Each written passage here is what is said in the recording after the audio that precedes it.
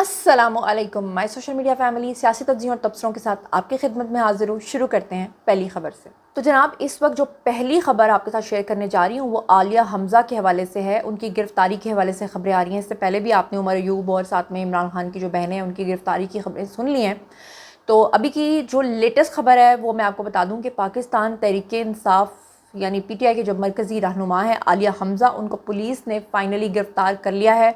उन्हें women police जो थाना है उनके थ्रू जो है वो गिरफ़्तार किया गया है। और रिपोर्ट के मुताबिक पीटीआई की चीफ़ ऑर्गेनाइज़र जो हैं आलिया हमज़ा, वो इस वक्त तहवील में है इदारों की। और इस हवाले से जो ज़राए हैं उनका कहना यह है कि सिविल लाइन पुलिस ने पीटीआई की 2 कारकुनान को गिरफ्तार किया था, जिनको छुड़वाने के लिए आलिया हमज़ा जो है वो थाने आई थी। तो जैसे ही 2 लोगों को छुड़वाने के लिए आलिया हमज़ा जो है वो थाने में पहुंची तो उनको वहां पर गिरफ्तार कर लिया गया। वैसे ज़ाती तौर पर अगर आप मुझे पूछें तो मुझे ये चीज़ डिसेंट नहीं लगती कि ऐसा कैसे हो सकता है कि अगर कोई छुड़वाने के लिए किसी को गया है तो ठीक है जी, आपने नहीं छोड़ना मत छोड़ें, लेकिन गिरफ्तारी मुझे लगता है ये ठीक बात नहीं है, थोड़ी ज़्यादा सख्ती हो रही है। बहरहाल मुझे जैसा महसूस हुआ मैंने आपके साथ शेयर कर लिया। लेकिन आलिया हमज़ा जो है उनको मुतल्लिका थाने पर जब आमद उन्होंने की तो उन्हें भी गिरफ़्तार करने के बाद गिरफ़्तारी से मुतल्लिक तफसीलात जो हैं वो अभी तक सामने नहीं आ रही।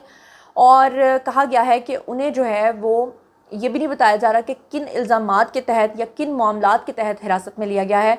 और आपको बताऊं कि सिमाबिया ताहिर जो हैं, जिनका ताल्लुक़ ख़ुद जो है वो पीटीआई से है, उन्होंने मीडिया को ये बताया है कि आलिया हमज़ा समेत 6 कारकुनान को एयरपोर्ट पुलिस ने गिरफ़्तार किया था। और उसके बाद एयरपोर्ट पुलिस ने जो गिरफ़्तार रहनुमा और कारकुनान थे उनको जनाब पहले थाना सिविल लाइन में मुंतकिल किया और फिर उसके बाद जब उनको छुड़वाने के लिए गई तो उसके बाद उनको भी यानी गिरफ़्तार कर लिया गया। इसके बाद एक और अहम खबर आपके साथ शेयर कर लेती हूँ और वो ख़बर ये है कि सुप्रीम कोर्ट ने उमर सरफराज चीमा का जो केस है वो इमरान खान के केस के साथ क्लब कर दिया है। अब इसका क्या मतलब है, ये क्या मामला है, चलिए इसकी तफसीलात भी आपके सामने रख देती हूँ। उमर सरफराज चीमा के ख़िलाफ़ आप लोग जानते हैं कि 9 मई का केस है। उस केस की समाअत हुई जिस दौरान चीफ जस्टिस जो हैं उन्होंने ये कहा कि इस केस को बानिया पीटीआई के केस के साथ आइंदा हफ्ते सुना जाएगा, इसलिए उसको उसके साथ क्लब कर दिया गया। जस्टिस याहिया अफरीदी जो है उन्होंने कहा कि हम चाहते हैं कि जिस्मानी रिमांड के केसेस के फ़ैसलों में जो यकसानियत है वो हो और बानिया पीटीआई का केस भी जिस्मानी रिमांड का है और उमर सरफराज चीमा का भी केस जो है वो इसी नौयत का है। उमर सरफराज के जो वकील हैं उन्होंने कहा कि मेरे मुवक्किल को गिरफ़्तार करने के बाद एफआईआर दर्ज की गई है, जिस पर पंजाब हुकूमत के वकील ने कहा कि अदालत ने उमर सरफराज चीमा का 1 दिन का भी जिस्मानी रिमांड जो है वो अभी तक नहीं दिया।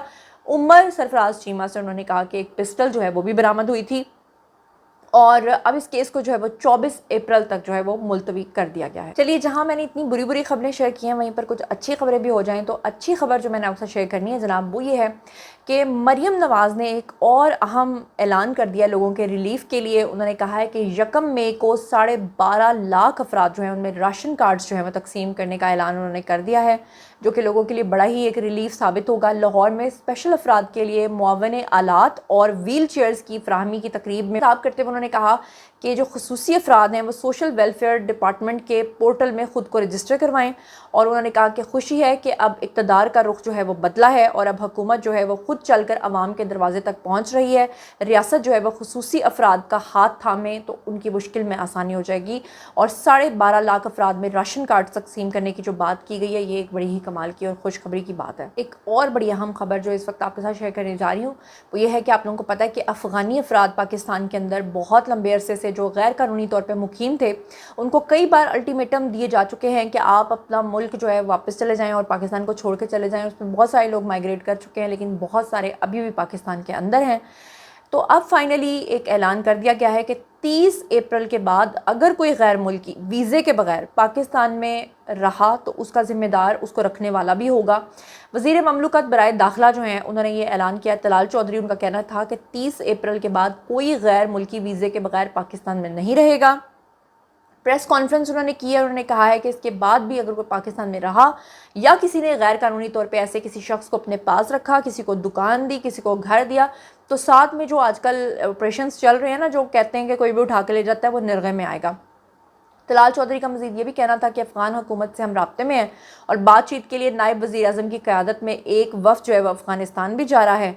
और अफ़गानिस्तान जाने का मकसद यही है कि उनको जाके बताया जाए कि पीछे क्या कुछ हो रहा है।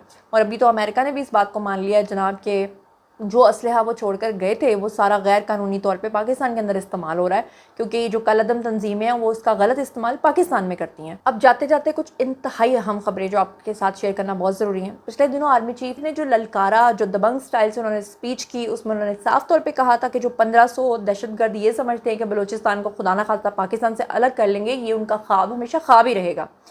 اب آرمی چیف کے اس لہجے کے اندر، آپ نے پہلے بھی آرمی چیف کی بہت ساری تقاریر سنی ہوں گی، لیکن ان کا یہ لہجہ نہیں ہوا کرتا تھا، وہ لہجے کے اندر نا ایک بڑا لہجہ بڑا مستحکم ہو گیا ان کا، اس میں ایک بڑی باروب آواز ہو گئی ہے ان کی، ان کا لہجہ جو ہے نا بتا رہا ہے کہ اب پاکستان کے حالات کس طرح سے بدل چکے ہیں، وہ والی سچویشن نہیں رہی کہ جس طرح پاکستان کو کہا جا رہا تھا کہ سری لنکا۔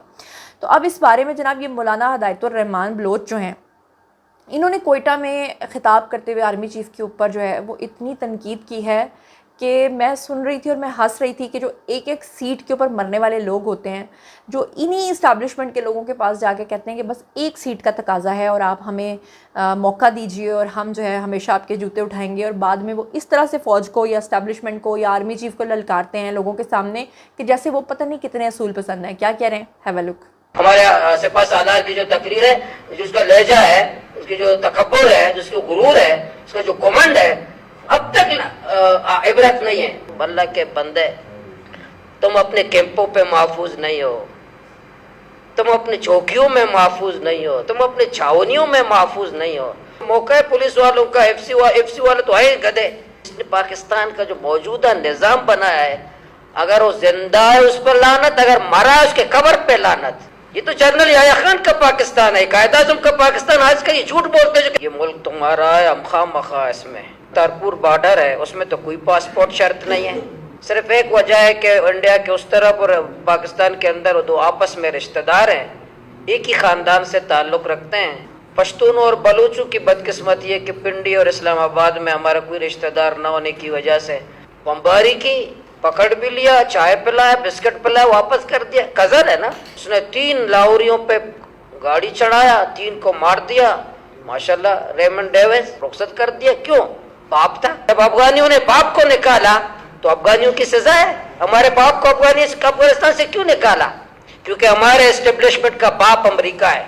ایک اور بڑی اہم چیز میں آپ کے ساتھ شیئر کرنا چاہتی ہوں، کیونکہ پہلے بھی میں نے بلوچستان سے کے حوالے سے آپ کے ساتھ خبر شیئر کیا ہے۔ اب آپ کو پتہ ہے کہ بی ایل اے پاکستان کے اندر جو دہشت گردانہ کارروائیاں کروا رہی تھی، جو پچھلے دنوں آپ نے جعفر ایکسپریس ٹرین والا واقعہ بھی دیکھا تھا، اب ہوا کیا ہے کہ ان دہشت گردوں کی کمر جو ہے وہ ٹوٹ چکی ہے۔ اب وہ اس طرح سے دہشت گردانہ کارروائیاں نہیں کر پا رہے جس طرح کہ وہ کیا کرتے تھے۔